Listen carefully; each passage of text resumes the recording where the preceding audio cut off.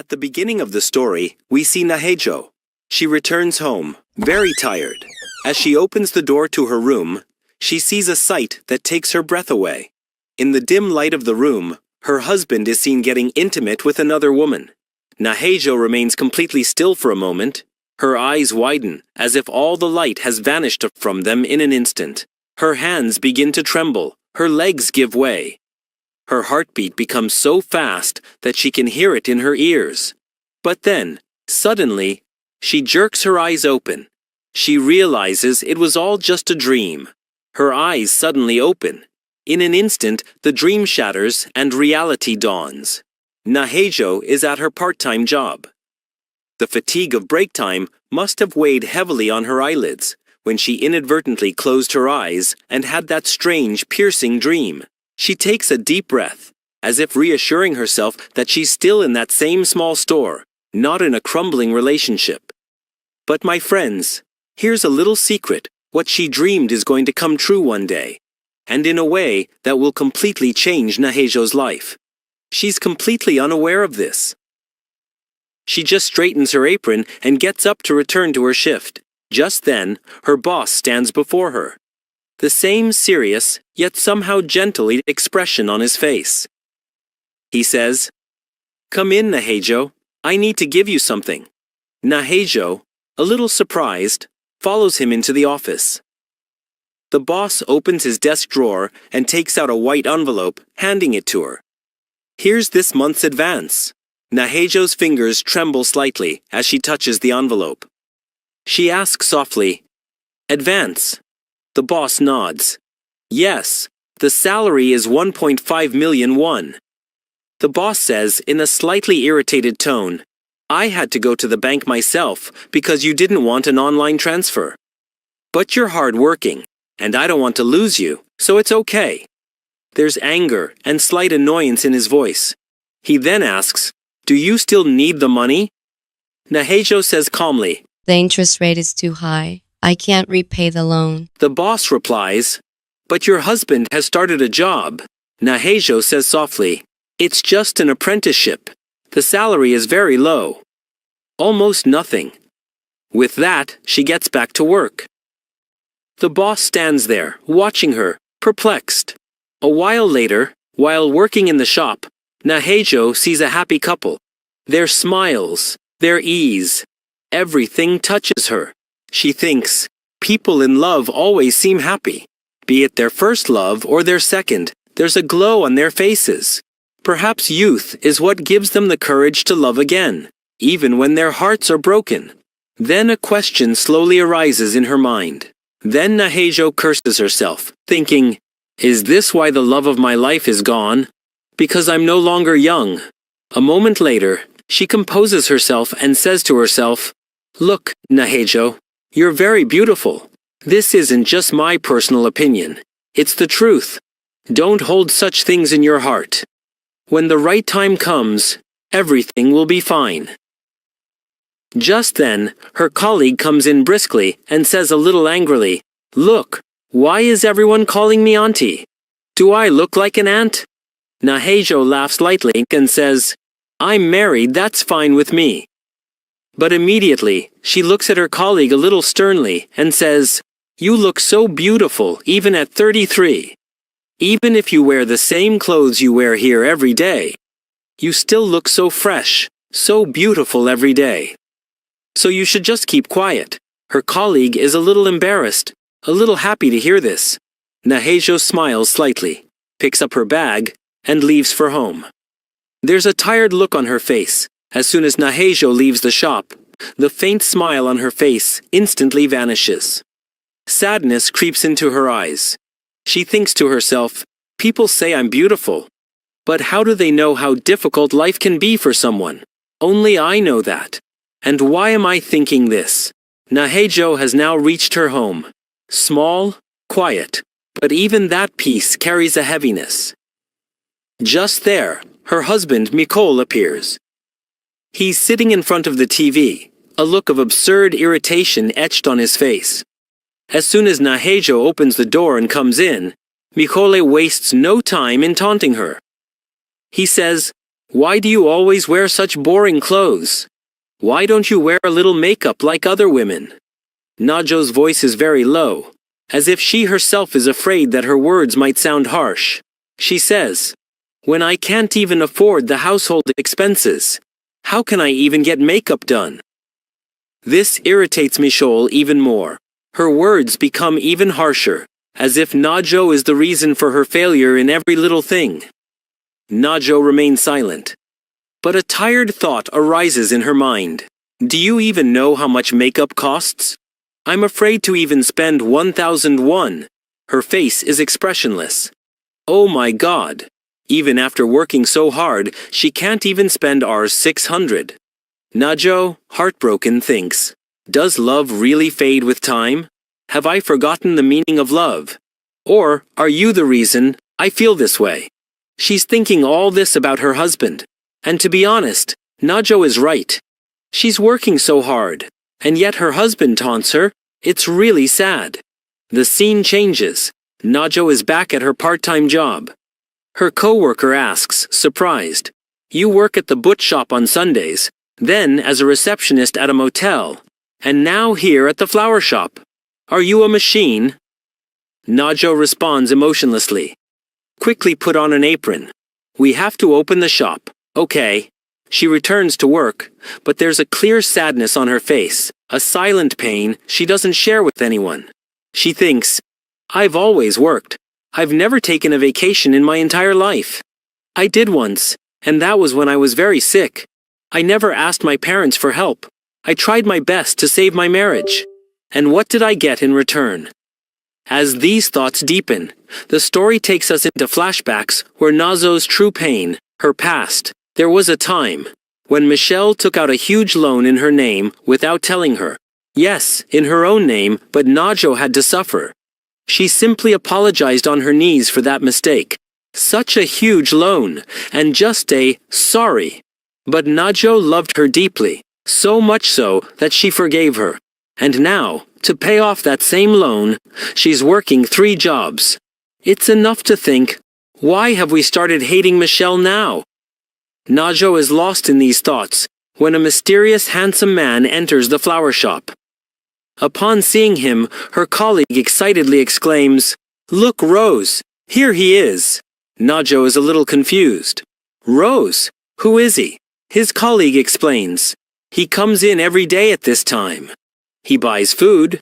I don't know his name, so we named him Rose Cow." The colleague moves to take his order, but the man is staring at the flower section filled with cows, as if lost in another world. Then suddenly, he walks right up to Najo, stands in front of her, and says in a calm, deep voice, "I want to order. Please take my order." Najo hesitates a bit. A strange feeling overtakes her. But she speaks. "Rose?" A faint smile appears on the man's lips. He says softly, "Yes, that's what makes you special." Najo's mind is confused. She wonders, what's wrong with him? But before he can say anything else, the man is about to turn and say something like, "Friends, this chapter ends here. Please comment to see the next chapter so we can try to make this video even better for you." Najo often thinks there are 2 kinds of people in the world. 1. Those around whom the whole world revolves, as if they were the main characters in a movie.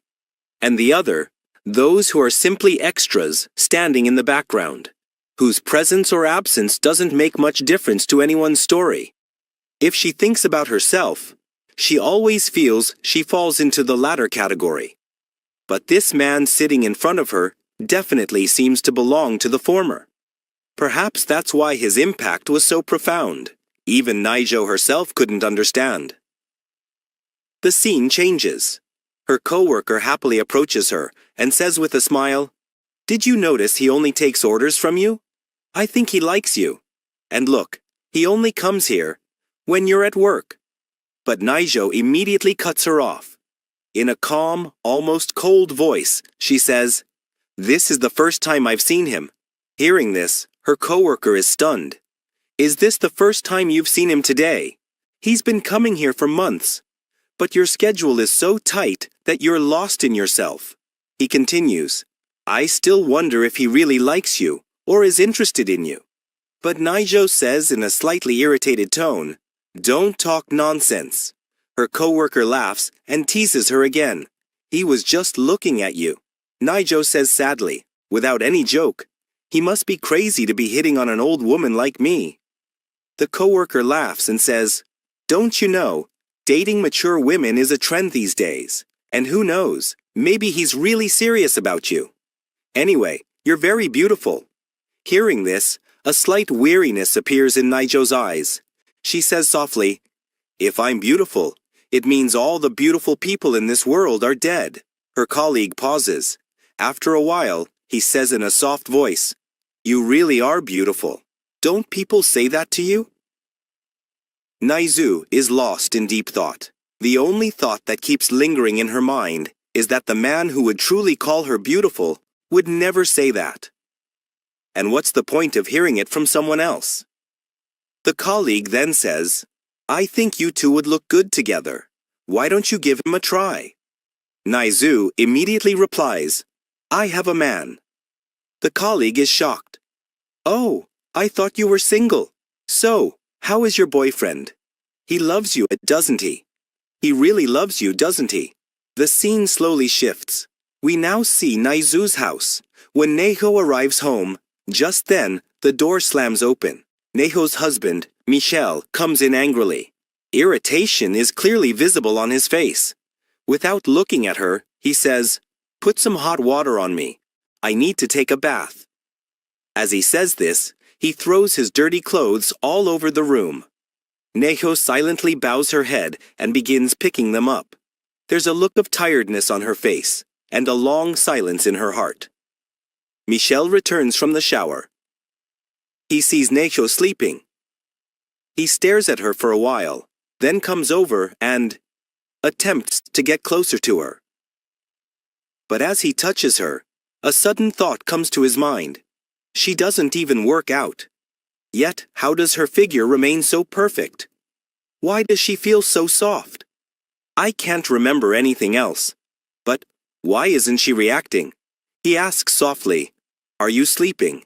Naizu replies softly, no. Michel's face immediately tenses. He says irritably, then why aren't you reacting? Why are you lying there like a doll? You don't know? A wife's job is to please her husband. Naizu says, almost in a whisper, I'm a little tired. This makes Michel even angrier. His tone becomes harsher. He says, it's not just you being tired. Stop what you're doing. I don't want to do all this. And then he turns away and goes back to sleep. Tears flow silently from Naijo's eyes. She falls asleep while crying. The next morning. The next scene is in the morning. Naijo wakes up without her alarm. The clock strikes 6. She gathers herself and goes to the kitchen to prepare dinner for Michel. Not even time for a bath, not even a sip of water, because Michel has a habit of demanding a new dish every morning. He always eats hot food. Naijo walks very carefully, very slowly, because Michel can't stand even the slightest noise early in the morning. She cooks, slowly puts away the dishes, finishing her kitchen chores with bated breath. And through it all, she doesn't cook anything for herself. With no time left, she leaves for her part-time job on an empty stomach. Our Naijo's life is very difficult. So difficult that she can't even cook for herself. Waking up early every morning to cook for others, fulfilling the needs of others, and leaving for work on an empty stomach has become a habit for her. The scene changes. We are now at her part-time job. A small flower shop, where a faint floral fragrance lingers. The same strange man, whose eyes look at Naijo differently, is standing in front of her again. Naijo asks in a low but respectful voice, Sir, do you want a bouquet of 10 roses again? The man replies with a slight smile, Yes. Naijo begins to write the receipt, but at that very moment, a loud noise comes from her stomach. Her face fills with embarrassment. She lowers her gaze. She thinks, maybe he didn't hear the voice, and she secretly prays that's the case. But the man leaves the shop for a while, without saying anything. Naijo watches him go. There's no hurry in his movements, but something seems unspoken. A little while later, he returns. He takes his order, and walks out without a word. Naizu watches him go, and then her eyes fall on the counter. He's left something behind. She goes over and looks, and finds a sandwich there. Just one sandwich, that he had quietly left behind. Naizu immediately picks it up, and runs after him. She calls out, "Listen, listen, you left this here." The man stops. He remains silent for a moment. Then, looking into her eyes, he says softly, "Actually, this is a gift for you." Naizu is startled. She says in a panic, "No, no, I can't take this." The man asks with a slight smile, "Are you refusing because you have nothing to drink?" Then he extends his coffee cup to her and says, "I've just taken a sip of this. And don't worry. It's not poisonous. You can drink it." Nijo looks at the cup in his hand, then the sandwich, then his eyes, and only one word comes to mind, "Yes." And at this moment, this chapter ends. A light conversation begins between Najo and her coworker. Sitting in the break area, Najo's coworker smiles and says, "I'm telling you, that boy likes you. Look, he deliberately left sandwiches here for you and even got you coffee. If you don't say he likes you, then who else will you say he likes you?" Najo slowly lowers her gaze, then gets up and examines her face in the small mirror in front of her. In the mirror, she sees her tired eyes, faded skin, and slight wrinkles. She sighs sadly and thinks, "I look so old. My skin isn't the same anymore. My eyes look lifeless. How could he be interested in me? Maybe he just felt pity for me because he saw me hungry, so he gave me the sandwich. If I were in his place, I would probably do the same." Another look of weariness creeps across Najo's face. She pauses for a moment and thinks again. But if he really likes me, I'll have to draw the line now, so there won't be any problems later. Her hands tremble with the slight cold, as if trying to convince herself that she must control her heart. Some time passes. Both are busy with their work, but Kovarkar's mind is still stuck on the same topic. She comes back to Najo and, with a soft laugh, asks, "What will you do about that boy now? If he really likes you, why don't you leave your boyfriend and make him your boyfriend?" Upon hearing this, Najo's face suddenly hardens. She replies with a slight annoyance, "He's not my boyfriend. He's my husband." Kovarkar's face changes instantly. Her smile disappears, and the atmosphere becomes completely awkward. She says hurriedly, "Oh, sorry. I didn't know you were married. I thought you were still in a relationship. Why don't you explain things properly, Najo?"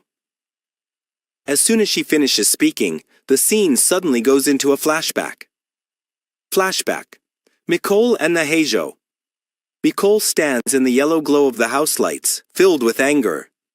There's irritation on his face, and a harshness in his voice. "Don't tell everyone we're married. We divorced anyway because of the loan. So, don't tell people. What will people say about me? That I'm still living with you even after the divorce?" Nakole stands before her, her eyes slightly moist, but her voice completely calm, as if she's heard all this countless times before. Mikol's words leave a piercing chill in the air. And the flashback slowly fades. Scene in Minkol's office. Minkol is working in his office. A new girl passes by and offers him coffee and looks at him with a slight smile. Minkol returns the smile, as if lost in another world. A little while later, it's break time. Minchol is standing outside smoking a cigarette with his colleagues. Smoke wafts through the air, and the atmosphere of conversation suddenly lightens. One of his colleagues asks him, "That new girl keeps looking at you. Have you noticed?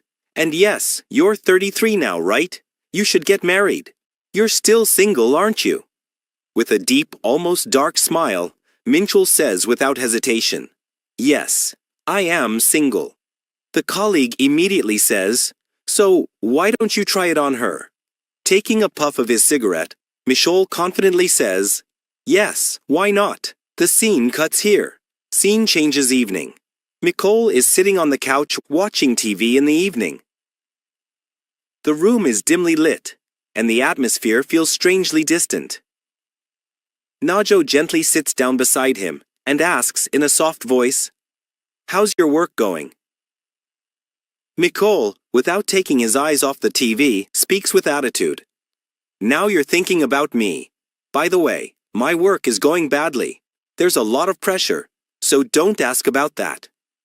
Najo says in a soft, almost broken voice, "If your salary comes in, we'll be able to repay the loan quickly, and then we'll get married soon, right?" Michol becomes irritated upon hearing this. His voice tightens. "Yes, we'll get married, right? Am I running away somewhere? Don't you know that when girls talk too much, boys run away?" Nahejo falls silent upon hearing this. A faint glint of pain appears deep within her eyes, unnoticed. Some time passes. The atmosphere calms down a bit. Mincho looks at Nahejo and suddenly says in a very soft, almost sweet voice, "Nahejo, I need some money. I want to buy a nice perfume." Nahejo looks at him awkwardly and softly asks, "But where do you use perfume?" Mincho, without thinking, immediately replies with an excuse ready. "All my coworkers wear perfume. I hate that I'm the only one leaving the office without any." Nahejo then softly asks, "Well, how much will it cost?" Mincho speaks in a casual tone, $1,200. Nahejo is shocked and whispers, "Why so expensive?" Mincho, irritated by this, says, "I want branded. I won't buy it just anywhere. Leave it. If you don't want it, don't give it to me." He turns back to the TV as if Nahejo doesn't exist. Scene changes the next morning. The soft morning light falls on the bills scattered on the table. Nahejo sits, counting her monthly expenses. There's a look of weariness on her face, worry in her eyes, and a quiet fear in her heart. She thinks, "This month has already cost a lot. I had to buy a new suit for Minchol, then I had to buy him branded shoes. Everything's so expensive." Her heart grows heavier as she adds up the numbers on the paper. She finally takes a deep, tired breath and decides, this month she'll have to work more overtime. She's already working 3 jobs, and now she'll have to work overtime on that one too. Because she needs to give Minchol $12,000 so she can buy perfume and be happy. Man, this is a very toxic relationship. The girl who is herself falling apart is the one who's trying to take care of everyone else. But Najo quietly gets up, opens the cupboard, and takes out her emergency money and gently slips it into Michol's pocket. Her face is blank, as if she can't bear to face her own pain. Scene shift. A dark alley. Streetlights flicker in the dark, narrow alley. 2 boys are seen walking. One boy asks the other, "How did you manage to invite me to dinner today? And why do you want to eat at such a cheap place?" The other boy's voice becomes recognizable. It's him, Rose Guy. He says with a slight smile, "Well, I'm inviting the others too." But the glint in his eyes says something else. Now they enter the restaurant. A small, simple restaurant. It's crowded, noisy, and in a corner, Najo is working in a waiter's uniform. A slight tiredness on her face, but still trying her best to maintain a smile. Just then, Rose Guy and her group enter the restaurant. A girl in the group stands in front. Nahejo asks in a professional tone, "Okay, how many tables do you need?" And then her gaze lands squarely on Rose Guy. In that moment, time seems to stop for a second. Nahejo's breath catches. There's something in Rose Guy's eyes that she can't understand. But he's watching, very intently, very deeply. The scene freezes. Was he the one who ruined their relationship? Nasu was thinking this when a voice came from behind her. The voice said a customer had arrived. She immediately turned, greeted him, and asked how many people were there. Just then, her gaze shifted and she stopped. She saw him. Her heart skipped a beat as she recognized him. She realized it was the Rose Boy. As the Rose Boy passed by with his friends, The waitress ordered a table for 4. The girl replied, "Yes, they're a group of 4. Naso apologized lightly and explained that she was just a little lost. Then she gestured for them to sit down. While cooking, she remembered her friend's words that the rose boy might like her. She figured she wasn't interested in him. She had never even considered it, nor had she ever felt the need for such attention. Still, she felt embarrassed that the boy had overheard their conversation. The strange thing is that she finds it difficult to even look at him now. She thinks the girl sitting next to her must be his girlfriend because they look good together. She thinks he always brings her bouquets. Working with Kauvarkar, Neho never knows when a topic will arise. She tries to control herself. Just then, Haji calls out to the rose boy and asks what he's looking at, because he's been staring at one thing for so long. The boy sitting next to her says, "Haji, you know, the rose boys aren't interested in you at all. They just spend quality time with you. And that's what he wants to do with you. That's why he's kept you with him. He understands that whether he looks away or nods, you just do your work, eat your food, and be nice. Why do you keep staring at the rose boy's face?" Meanwhile, Rose Boy massages her foot and reminds her that Donghuak is cooking meat. Donghuak agrees, says everything will be fine, and tells her to just focus on the food. Hiji then asks Rose Boy why he's staring at the woman and if they know each other.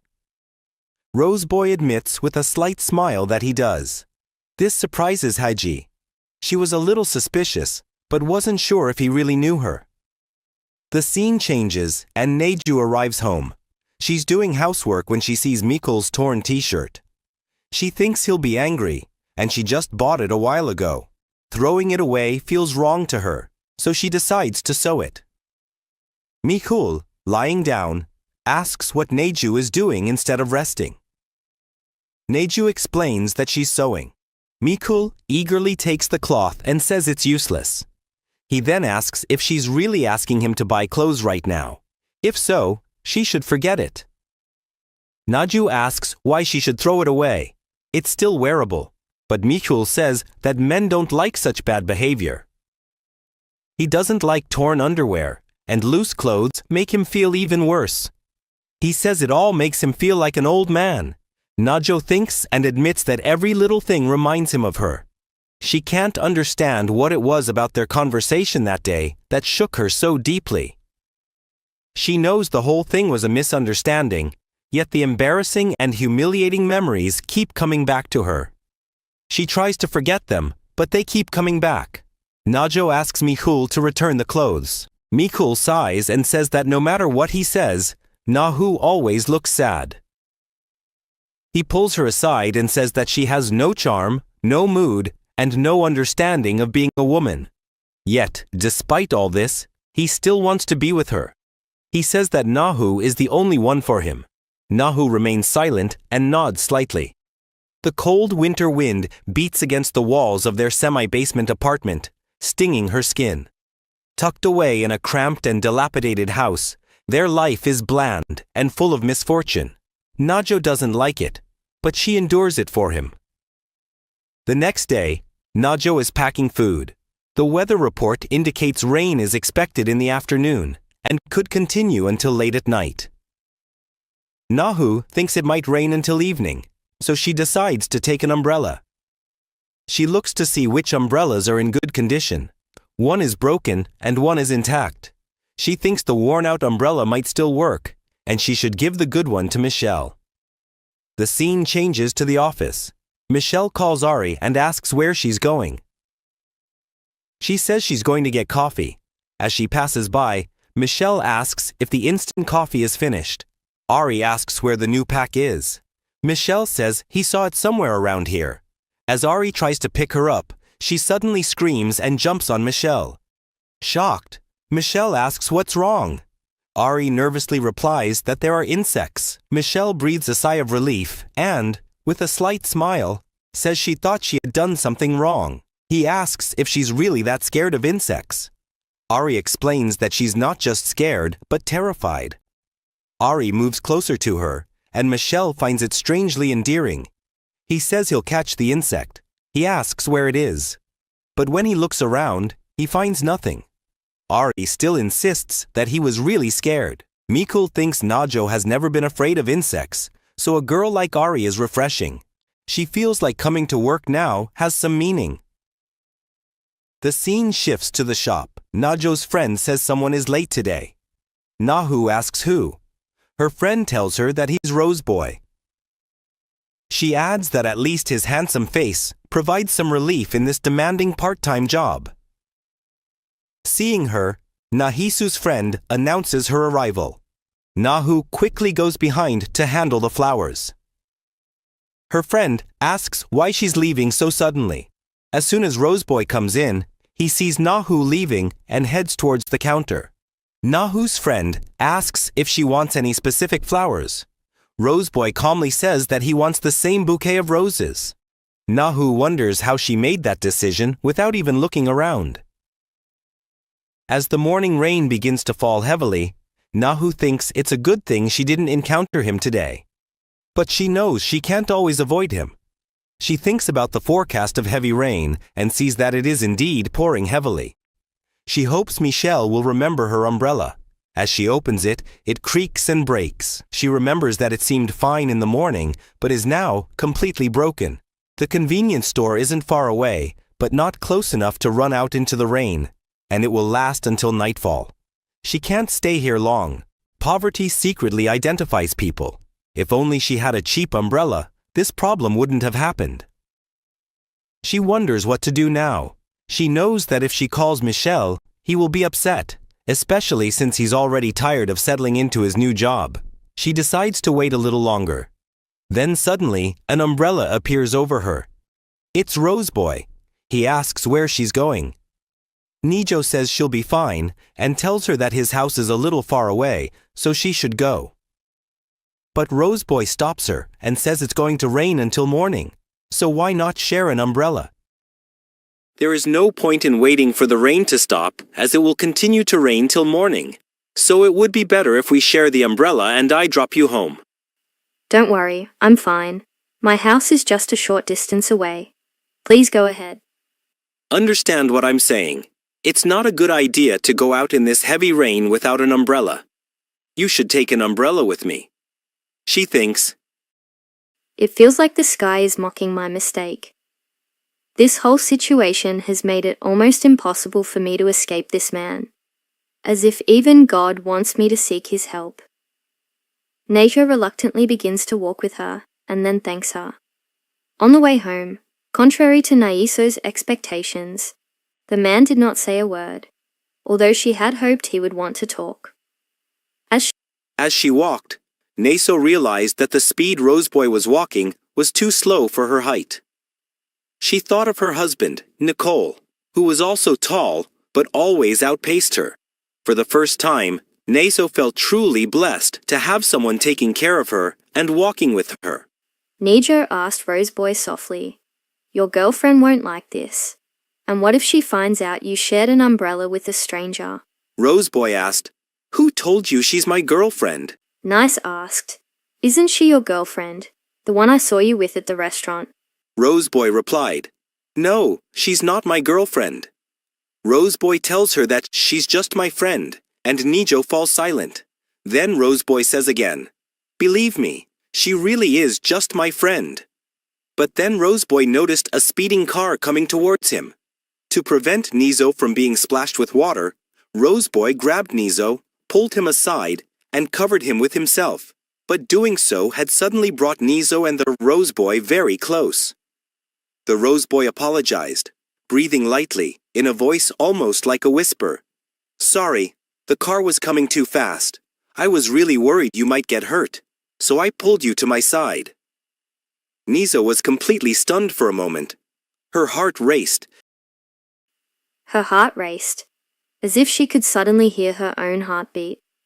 She was nervous, but somewhere deep inside her, a strange sense of belonging arose, something no one had ever felt for her before. She said softly, in a voice almost trembling, "It's okay, but..." It was a little scary. Nijo was completely shocked. She couldn't understand why he was doing so much for her, why he always put himself before her safety.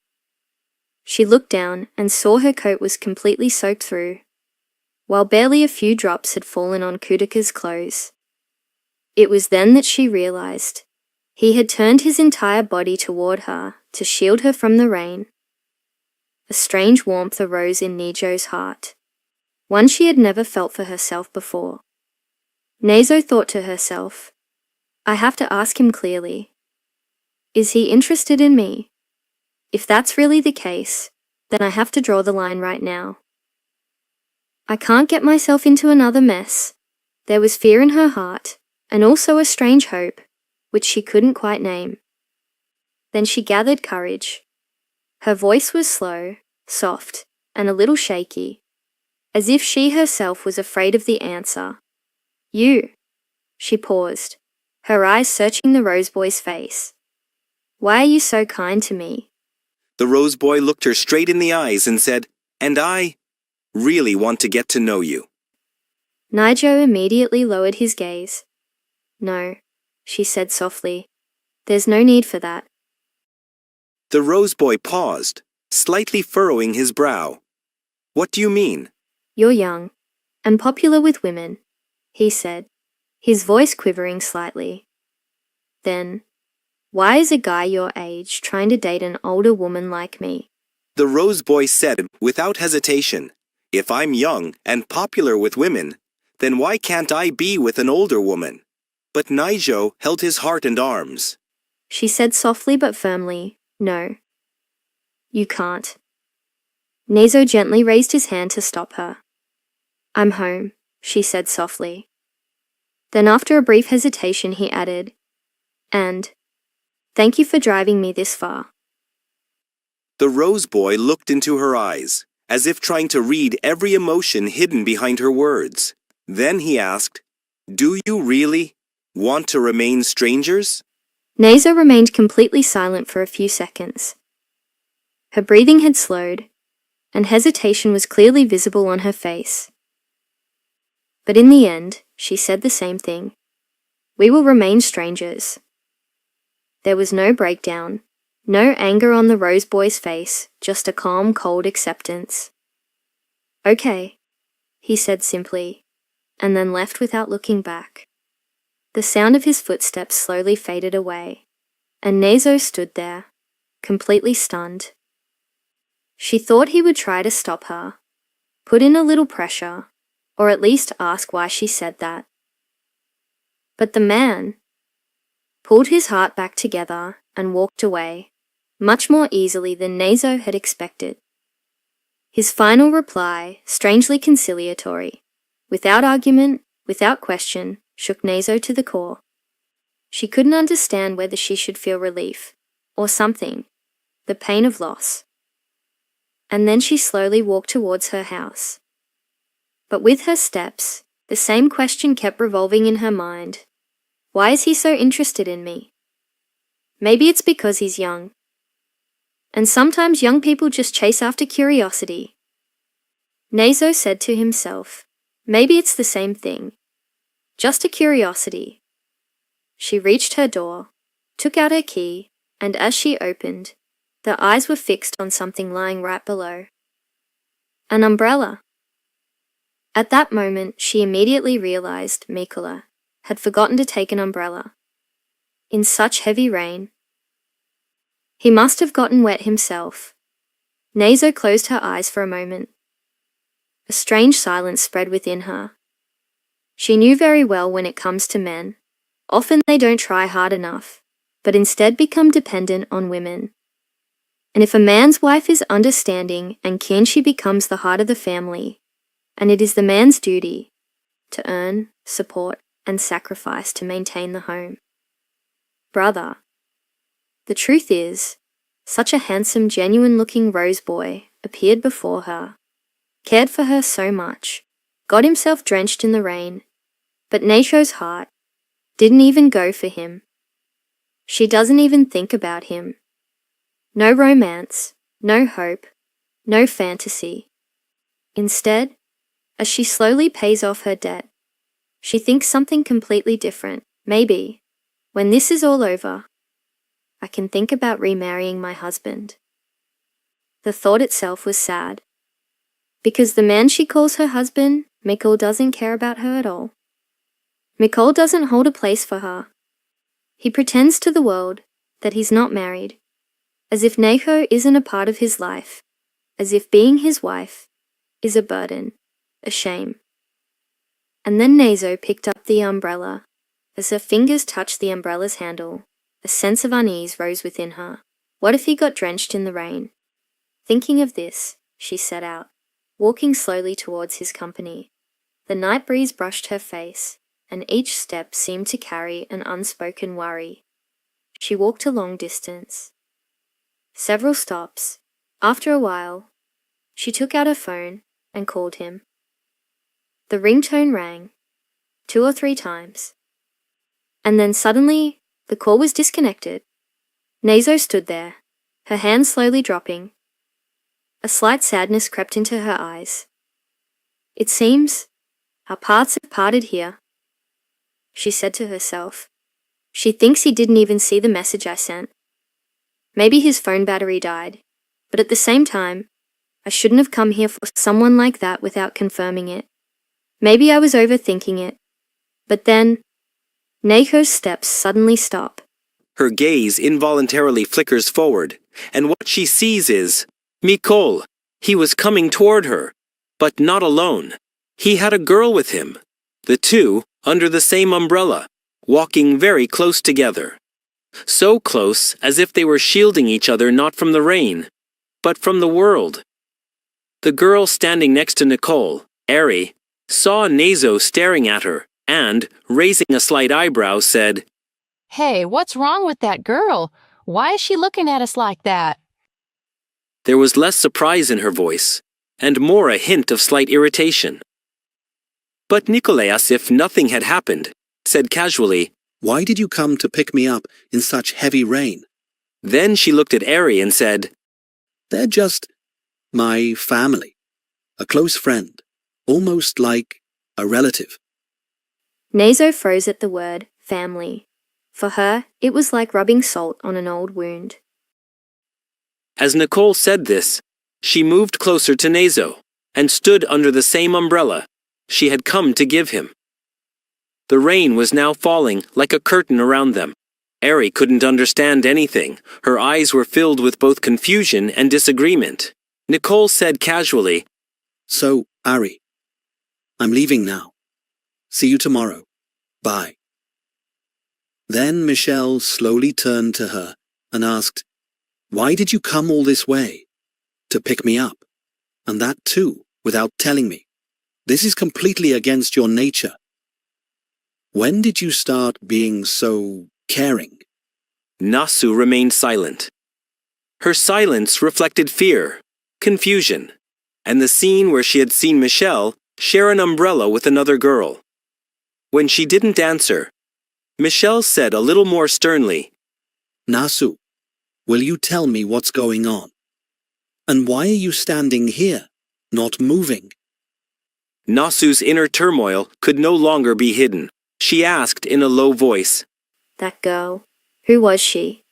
Michelle said without hesitation. "It was Ari, my co-worker."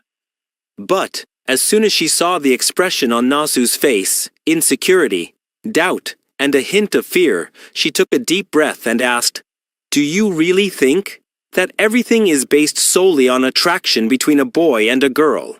Nasu tried to quickly deny it. No, that's not what I meant. But Michelle interrupted her. "Okay, calm down. You're overthinking it," she said softly, but clearly. "Maybe it's because you have few friends, or people to talk to. Very few." Nasu fell even quieter after hearing her words. Because it was true somehow. Michelle continued. "Look, all this wasn't common before, but nowadays, friendships between boys and girls, closeness between co-workers, and various relationships are perfectly normal." He pleaded with her not to say something so embarrassing and walked away, leaving Naijo there in thought. The Rose Boy's words, that he wanted to know her, still echoed in her ears.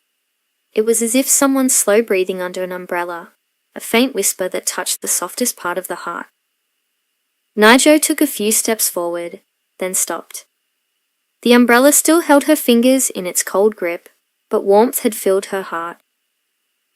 Now she realized she had missed an opportunity that was perhaps meant for her, but she couldn't seize it. The Rose Boy's hesitation, the slight glint in his eyes, and the broken sentence that he wanted to know her kept coming back to her. For the first time, Naijo understood that this wasn't just a chance to talk, but to open her heart. The next day, both Naijo and her co-worker were exhausted.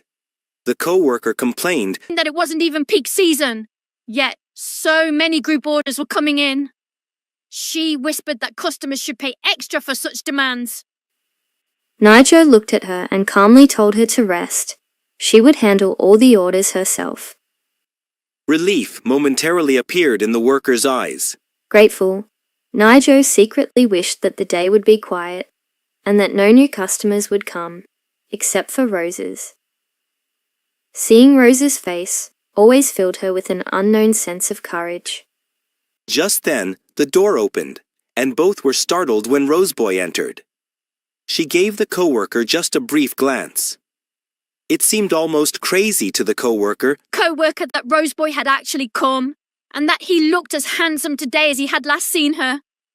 The worker smiled and said she would be resting, and told the Roseboy to place the order with Nasu.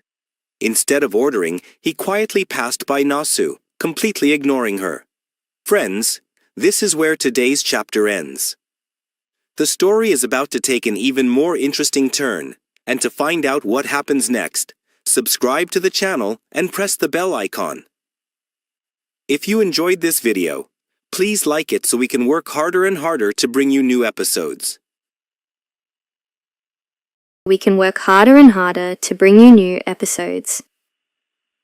2 weeks passed. Menshal was now staying at work longer and even staying out on weekends. Life went on as usual. Nahu continued with her work. Roseboy no longer spoke to Nahu, as he himself had said. Nahu felt a little bad about his behavior. Even though she had made the decision to stay away, there was still hope deep inside. Perhaps she had mistakenly assumed he loved her. But perhaps it was for the best. If her feelings had been true, it would have hurt even more. Menshal no longer even responded to Nahu's messages. She would go to sleep before he came home, and leave in the morning before he woke up. Slowly, her days and nights began to fade into silence. One day, Nahu was serving at a table where a man was celebrating his divorce. The man had already drunk too much. He was loudly boasting to his friends that his life was now set, would now flirt with young women. His friends were laughing. Dirty jokes were being told, and the atmosphere was gradually becoming more and more vile. Suddenly, the drunk man's eyes fell on Nahu. He looked her up and down, and thought it would be very flattering to get her attention. He called out loudly to Nahu, and demanded that she have a drink with him. Nahu was a little scared. Her heart raced. She didn't like this behavior at all. She politely refused. And then, the man started shouting, threatening to complain and have the diner shut down. The owner immediately came running. He asked, "What happened?" Some customers supported Nahu. They clearly stated that the man was being rude to her. The drunk man became even more enraged. He shouted, "I'm a regular customer. Serve me the way I want, or else I'll stop coming here." The owner begged for forgiveness and said dinner was free for him. But that wasn't enough for the man. He crossed all boundaries and said, "That girl should get down on her knees and say sorry." The owner was arguing with him. But before he could speak, Nahu herself got down on her knees. She softly said, "Sorry." She didn't want her boss to have any problems because of her. There was no shame on her face, only a heavy sense of exhaustion and fear. The boss immediately grabbed her hand, lifted her up, and said, "Don't do this. It's not your fault." But it was too late. Later, the owner scolded her. She said she was wrong to bow down to that rude man. He didn't want Nahu to be insulted like that. He cared for Nahu, genuinely, from the heart. And that night, for the first time, Nahu realized that even silence sometimes feels as heavy as a scream. Because he knew Nahu was already living a tough life. There are many people in this world who hurt others without reason. The boss's concern brought Nahu some relief. She smiled slightly and said that everything was fine. At least they hadn't lost a regular customer. Nahu had been facing hardship since childhood. So now she didn't take such incidents to heart. She had developed a habit of silently swallowing the pain. The boss offered to drop her home. Nahu softly said that she had to leave for her next job. The boss asked in surprise, "When do you rest?" Then he paused and softly said, "Do you have so many days off?" Hearing this, Nahu's heart fluttered slightly. She remembered that day. When the day collectors had come to their house for the first time, they had destroyed everything and turned the house into a place of terror with all sorts of threats. She was completely devastated at that moment. And in that broken state, Menshul had held her, crying, and said that he would pay all the debts, and then they could start a happy life. But the reality was far from that promise. Nahu simply replied to the boss, "Yes, now she lives every day in fear of the dead collectors. Over there, on the other side of the street." The same drunk man was staggering home. He was telling his friends on the phone how much he loved it, when the waitress knelt in front of him. He laughed and said, "Now that girl will be nicer to me next time. She knows not to upset me." She didn't realize that someone was following her. Fresh footsteps came from behind. She didn't even look back. Suddenly, someone hit him so hard that he fell straight onto the road. He screamed, "Who dared touch me?" Someone grabbed his hair and lifted his head. A cold, calm voice called out, "Do you want to die?" The drunk man pushed the stranger's hand away and angrily shouted that he would teach him a lesson. He raised his hand and slapped him. The young boy slowly got up, wiped the blood from his lips, and smiled. A smile so calm, as if he hadn't felt any pain. He asked, "Do you know who I am?" The drunk man yelled that he didn't know, so the boy said, "Now know me." And the next moment, blood sprayed through the air, as if someone had cut the night in two. That same evening, Nahu was working the night shift at a convenience store. The night was already late, but there was still work to be done. There was fatigue in his eyes, and a strange uneasiness in his heart. He knew it wasn't normal for customers to arrive so late at night. Something was about to happen. Her eyes were starting to feel heavy. It was as if the fatigue of the entire day had left her body and settled on her eyelids.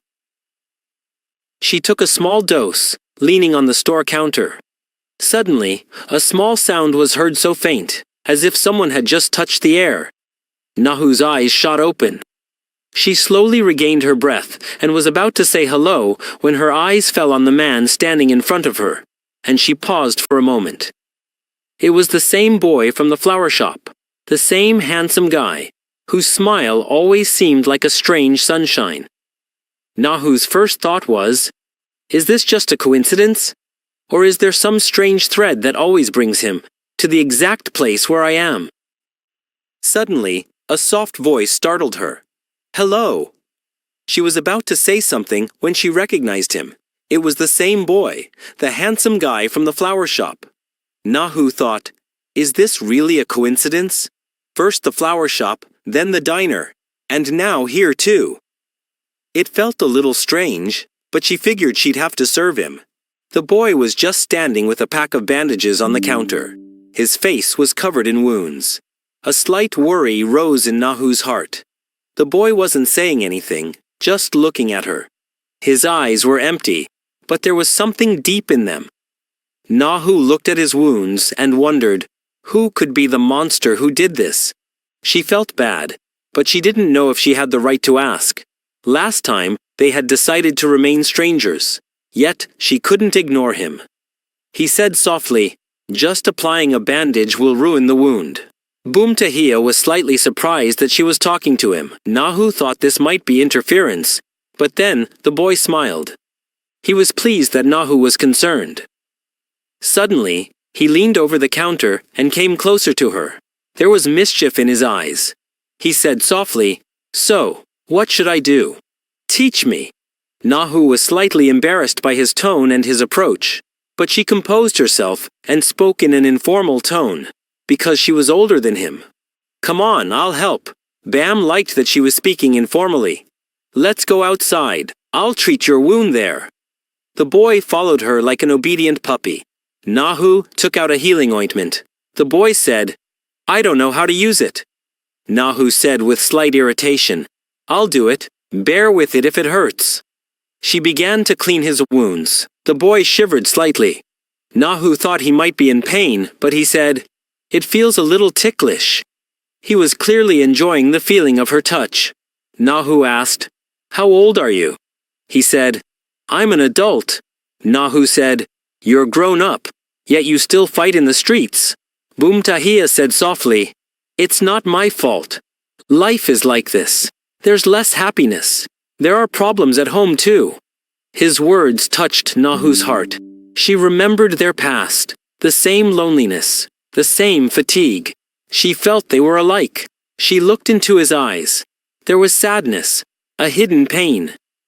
Nahu said softly, "Last time you asked if we could meet. Come on, let's meet now." The boy's eyes lit up. "Can I call you Nona?" Nahu immediately refused. "I'm older than you. Call me Nahu." He smiled. He liked the connection. He extended his phone and said, "Add contact."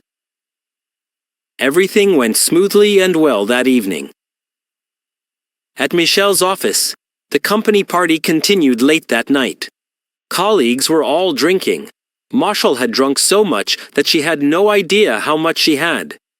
Ari kept looking at her glass.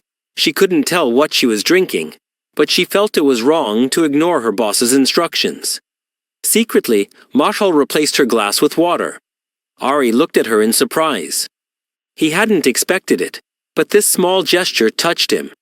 Colleagues jokingly asked, "What type of girl don't you like?"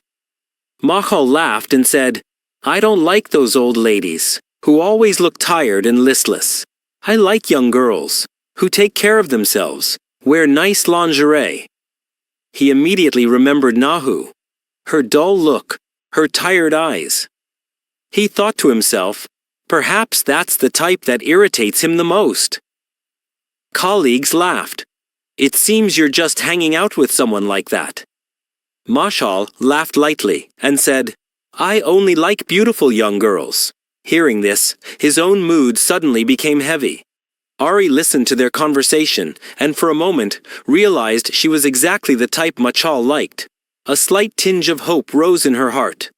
She liked Machal and wished he looked at her the same way. Meanwhile, Nahu was looking at her phone. A few days ago, she and Boomtahia had exchanged numbers. Today she thought maybe she should try to understand him a little more. Then the boy himself started messaging her. Nahu found his name a bit unusual again, but there was a sincerity in his messages. Machal, on the other hand, hadn't responded to her messages yet. Nahu thought she might be busy with work, so she decided not to disturb her. The party ended late. Ari was so drunk she could barely stand on her own, so Machal went to drop her home. Her steps were faltering on the way. Suddenly, Ari grabbed her hand and rested his head on her shoulder. She said softly, "You're not like all the other men." Her voice was intoxicated, but the feeling was genuine. Gathering some courage, she confessed that she had liked Machal for a long time. She held his hand tightly and said, "Come to my house." That night, Machal didn't reply to Nahu. He came home late and went straight to sleep without thinking. Nahu thought Mitchell might be busy, but in reality, he was with Ari, sleeping soundly in her arms. On the other hand, Nahu was heading home, exhausted, after finishing her night shift. She hadn't rested for a minute the entire night. Arriving home, she quietly entered so as not to wake Mitchell, but her steps froze. The house was empty. Mitchell wasn't there. He was still sleeping in Ari's arms. In the morning, Mitchell called. He said the corporate party had run long, and he was staying at a nearby bathhouse. He was also upset that Nahu was worrying about him. He said he was going straight to work and hung up. Nahu felt she had overreacted. She hadn't even realized her husband could lie. Meanwhile, Mitchell hugged Ari and left for work without hesitation, completely happy with last night. A new morning. Jimu. A boy was walking about his work, looking down. Suddenly, someone approached him and called his name. He stopped. It was Bom Taiha. Jimu said a soft, "Hello." He was surprised that Taiha recognized him after all these years. Bom was popular at school. Jimu a nerd. Yet Bom had never been a bully. Jimu asked in a friendly tone, "What was the matter?" Bom smiled, completely casual. "Let's switch shoes." Jimu was stunned. His cheap sneakers were nothing compared to Bom's expensive ones. He thought it might be a joke, but he agreed anyway. They exchanged shoes. It was beneficial for Jimu, and Bom thanked him. Taiha was sitting alone a little distance away, listening to music. Just then, Hiji came up to him. "What are you listening to?" He said. "Will you listen?" "To a love song from an old band, Ajuma." Hiji was surprised. No one listens to songs like that anymore. Bom said, "I like them." Noticing his cheap sneakers, she asked, "What happened to the shoes?" He smiled. "I like them just like that." Just then, their friends passed by. They were jealous. "Why is every girl crazy about Bom Taiha?" Don said, "Girls just like his face." They laughed and said that Bom Taiha would steal Hiji too. The jealousy and anger were evident in their eyes. Flower store. Nahu. Nahu was waiting on customers at the store. Her coworker said that maybe she was wrong. That handsome guy probably doesn't like Nahu. Now he doesn't even want Nahu to serve him. Nahu took a deep breath. The thought crossed her mind. Will he come today? She remembered the previous night, but didn't tell her friend. Just then, a familiar face appeared at the door. Bom Taiha. He walked straight toward Nahu. Confident, a slight smile, and the wounds on his face still looking fresh. Her colleague was astonished. Who had disfigured such a beautiful face? Bom said, "I'm here to buy flowers." He came a little closer, a slight smile. Nahu hesitated. He asked, "What kind of flowers?" He said playfully, "You should know. We know each other now." Nahu began making a bouquet of roses. The boy stood there, just looking at her. Her friends sensed a flirty atmosphere between them. Suddenly, Bom Taiha asked, "Are you free after work?" Nahu was embarrassed. She said, "Do you want me to scold you?" Taya thought to herself, "Yeah, it would be nice if I scolded you too," and smiled. Nahu finished work at the flower store. Bom Taiha was waiting for her at the door. Nahu had her next job, but she wanted to spend a little more time with him. He said, "I remember you also work at the meat counter. I'll drop you off." Jokingly, he said, "You just met me, and you don't have time for me." There was an innocent complaint in his tone. Nahu realized the guy was young, but tall, broad, and surprisingly mature. Taiha noticed Nahu looking at him intently. He asked, "What are you thinking?" Nahu said, "You're very tall, that's all." He laughed. He said, "You're good at this." Then, with a dramatic flourish, he said, "I got a little jealous." Nahu was surprised. Jealous for what? Taiha looked at him. Her innocence was evident. Then he said, "I love taking you for walks." Nahu didn't refuse. She looked at his old sneakers. Nahu didn't refuse. Her eyes fell on Bom Taiha's old sneakers. No matter how worn they were, they seemed to suit him strangely. Nahu asked, "Why do you buy flowers every day? Why not something practical?" Bom Taiha thought for a while and said softly, "There's so little joy in life, so why not make myself a little happier?" Then he smiled slightly and said, "Your smile is so nice." Hearing this, Nahu was deeply touched. The smile seemed to come from the heart. She felt that there was very little joy left in her own life. She realized how mature and wise this boy was. She felt ashamed that she had previously misunderstood his actions. For so many years, she had been making bouquets for others, but never imagined that flowers could make her happy too. Nahu softly thanked her for her company. Bom Taiha replied, "If you're grateful, keep seeing us." A sincere smile adorned her face. During lunch break, Ari was looking for Michelle in the office. She overheard some coworkers talking about her with Michelle. A man said, "Ari seems a bit arrogant." He then laughed and said, "Women change with age. Take advantage while they're young." Ari remained silent, waiting to see what Michelle would say. But she said nothing. The same man then jokingly asked if something had happened between them. Hearing this, Michelle's mood soured.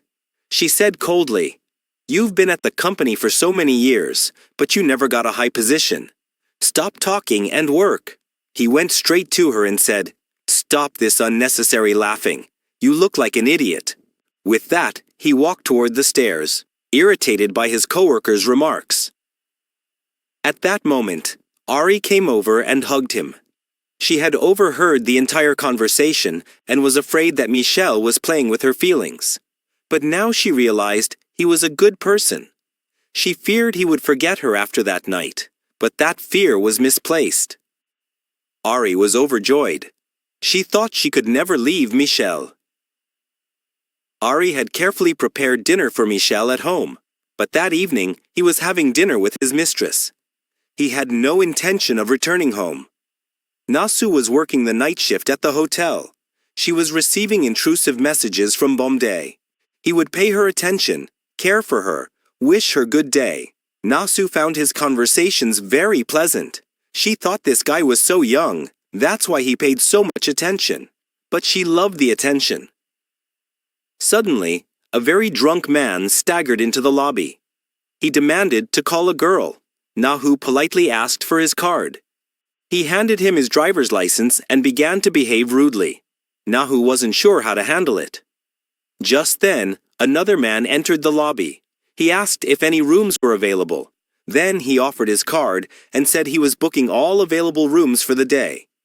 Nahu was shocked. She had never seen anything like this before. Bom Taiha was standing in a corner, watching all this. He received a message on his phone. Problem solved. The drunk man left angrily, muttering that he couldn't find a room. The motel manager was also surprised that all the rooms were booked. She happily told Nahu to go home quickly. Nahu left very happy. She felt that luck was on her side today. She thought she would get a good night's sleep. But as soon as she got home, her heart sank. The food left for Mitchell was completely untouched, and he himself was not at home. Chapter 10. Nahu kept receiving caring messages from Bom Taiha. He worried about her, wished her good day, and texted her all day long. Nahu thought perhaps he was so attentive because he was young. She loved his attention. Each message seemed to brighten her mood a little. Yet, she never replied. She couldn't figure out what to write. Bom Taiha was smiling and wondering how to get him to reply. His friend Donik asked, "Why are you smiling so much and looking at your phone?" Bom replied, "She's ignoring me," and laughed. His friend was surprised that a girl could ignore him. He was even more shocked that Bom Taiha was texting a girl. Meanwhile, Nahu was standing in the kitchen cooking Mitchell's favorite dish. Mitchell was in a good mood because he had just met Ari. He suddenly felt the urge to say something nice to Nahu. The girl blew on the spoon and gave it to him to taste. Mitchell said, "You cook so well. Your food is amazing. Mitchell had no guilt about cheating. He just felt a little bad. He thought cheating improves relationships in the long run. He thanked Nahu for paying for the perfume. Then a thought came to his mind. He thought Nahu's figure was more attractive than Ari's. This thought excited him a little.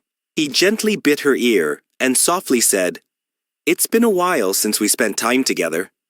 He began touching her body, giving her another bite on the neck.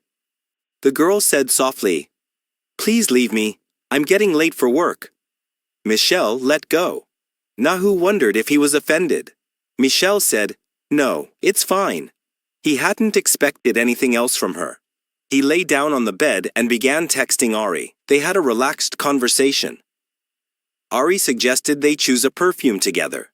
Michelle remembered that when he went shopping with Nahu, she always chose cheap and boring clothes, but her eyes lingered on beautiful things, with a slight regret. Whenever he asked if he liked it, "Should I buy it for you?" Nahu would refuse. She felt bad about spending money on herself. This irritated Michelle. She felt it would be better to go with Ari. Nahu was boring. Bom Tai-ha met his subordinate in a dark alley. The young man had gathered information about Nahu's husband. He confirmed that he wasn't worthy of her. Bom Tai-ha lit a lighter and set a photo on fire. There was a cold satisfaction in his eyes. He was ready to take action. Nahu's night shift was about to end. His eyes were drifting shut with sleep. He had to start another shift at the meat diner. Then, Bom Tai-ha texted, "I want to meet you for a while." Nahu didn't refuse. He was glad that someone wanted to spend some time with him. Bom Tai-ha stood outside the motel, waiting for him. The girl kept looking at him. He looked handsome, confident, and a little different. Nahu admired his style. She thought he wasn't as immature as she'd first thought. Nahu said, "I don't have much time. I have to go to another job." Bom Tai-ha said, "It's okay. A short meeting will suffice. I'll drop you off." Looking at the alley, he said, "This place is very dark and dangerous. You must be scared to walk alone." Nahu said, "No, I'm not scared." He said, "I was scared." In a light flirtation, he smiled. "You're so big, like a walking barrier." Nahu looked at him. He laughed. "So, should I follow you like this?" He started walking behind her, smiling. Nahu tilted her head back slightly, their eyes meeting. She liked it. A sense of safety filled her. Nahu said, "Let's be quiet now." Bom Tai-ha slowed down and watched her walk. She looked so delicate. Then his eyes fell on her neck. Seeing the bite mark, her face went cold. Jealousy quickly got up.